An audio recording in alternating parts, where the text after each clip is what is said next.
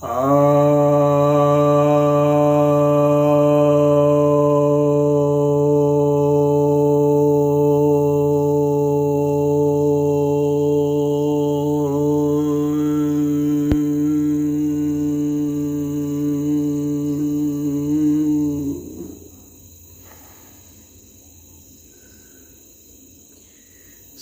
भक्तजनों को सप्रेम नमन।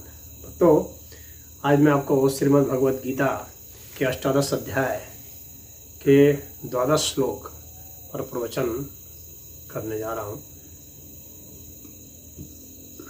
यह श्री भगवान वाच है।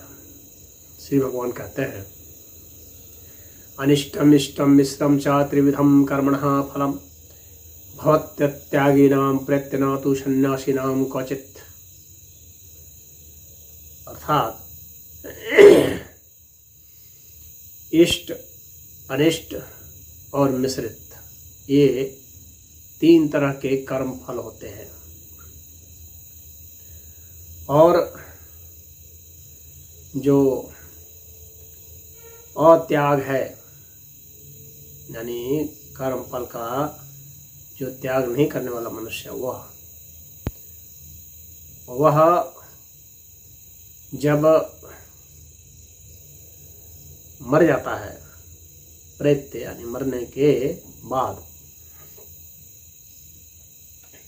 उसके वे सब कर्म जो है यानी उसको प्राप्त होते हैं मरने के बाद भी। ना तो सन्यासी नाम क्वचित, लेकिन जिसने सन्यास ले लिया है, अर्थात जिसने कर्म और कर्म फलों से सन्यास ले लिया है, उसे कुछ भी नहीं। तो यहाँ पर भगवान स्पष्ट कर रहे हैं, पहले कह रहे हैं कि 3 तरह के कर्म फल होते हैं। इष्ट अर्थात जो कि आप चाहते हैं, आप जो इच्छा करते हैं, जो आपके अनुरूप है, वह आपके मनोनुकूल है, वह इष्ट हो गया। और अनिष्ट जो आपके मनोनुकूल नहीं है, वह। और मिश्र अर्थात इन दोनों का मिला जुला। वास्तव में कर्म फल मिला जुला ही होता है। इष्ट और अनिष्ट जो है, इष्ट में भी अनिष्ट होता है छिपा हुआ, और अनिष्ट में भी इष्ट छिपा हुआ होता है। हर जो सुखद परिणाम देने वाला कार्य है, उसमें भी कुछ न कुछ दुख के अंश रहते हैं, जो कि उसमें पता न लगे, बाद में पता लग जाते हैं। और उसी तरह से चाहे कितना भी महान दुख हो, उसमें भी कुछ अच्छी चीज़ें छिपी होती हैं, और उसका भी पता देर सवेर कालांतर में लग ही जाता है। तो सारे कर्म जो हैं वो मिश्र होते हैं, मिले जुले ही होते हैं। तो ये जो है कर्म के फल होते हैं। मनुष्य चाहता है कि उसके अनुसार ही कोई कर्म हो, कर्म फल हो, उसी का वह लगातार प्रयास करता है। लेकिन ऐसे तो होता नहीं है। भगवान यहाँ स्पष्टता कह रहे हैं कि ये तीनों ही साथ रहेंगे। तुम्हारे हिसाब से भी होगा, तुम्हारे खिलाफ भी होगा, और मिला जुला भी होगा। तो मनुष्य सारा संघर्ष करता है कि उसके अनुसार हो जाए। जब दुख होता है जो वो नहीं चाहता, तो वो चिल्लाता है, रोता है, कोसता है, एक दूसरे को दोष देता है, झगड़ा करता है, विवाद करता है। लेकिन इससे होना जाना कुछ नहीं है। वो तो 3 तरह के कर्म फल होंगे ही होंगे। ये अपने दिमाग को जितना समझा लें उतना अच्छा है, क्योंकि इस दुनिया में ऐसा कोई कर्म नहीं है जिसमें कि इष्ट और अनिष्ट न छिपा हो, और जिसमें मिश्र कर्म न छिपा हो, मिला जुला कर्म न छिपा हो। तो यह तो इसका स्वभाव है, कर्म की यह प्रकृति है।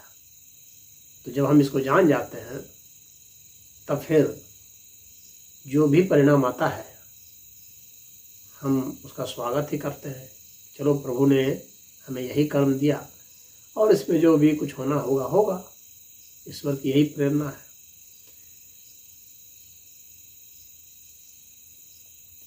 तो जो व्यक्ति कर्म और कर्म फल इन दोनों से ही अपना नाता तोड़ लेता है, यानी अनासक्त भाव से कर्म करता है, उसे तो ये तीनों कर्म प्राप्त नहीं होते, वह तो वास्तव में त्यागी है, सन्यासी है। लेकिन जो ऐसा नहीं कर पाता है तो ये कर्म और कर्मफल मरने तक भी उसका पीछा नहीं छोड़ते, बाद में भी वह इनको ही प्राप्त होता है और वो फिर परिणाम अपना देता है और वह चुकाता है। और सिर्फ तो वही नहीं चुकाता, उसकी पीढ़ियां भी चुकाती है, उसका समाज भी चुकाता है, सभी को चुकाना पड़ता है। ऐसा नहीं है कि हमने जो कर्म किया वो सिर्फ हम ही चुकाएंगे, क्योंकि कर्म को एक व्यक्ति अकेला कर ही नहीं सकता। कईयों की जो है मिश्रित क्रिया प्रक्रिया का परिणाम है कर्म। कई पदार्थ मिलते हैं, कई प्रकार की ऊर्जाएं मिलती हैं, कई प्रकार के प्राणी मिलते हैं, कई प्रकार के मनुष्य मिलते हैं, तो एक कर्म कोई होता है। तो जाहिर सी बात है कि इसमें जब बहुतों की भूमिका, असंख्यों की भूमिका है, तो उसके परिणाम भी असंख्यों को मिलेंगे। इसीलिए एक व्यक्ति के कर्म का परिणाम असंख्यों को मिलता है। हाँ, जो जितना दूर रहेगा उसको थोड़ा उतना कम परिणाम भोगना पड़ेगा, अनुपात में, प्रतिशत में। तो ऐसा कर्म का और कर्म फल का विधान है। कर्म की गति बहुत गहन है।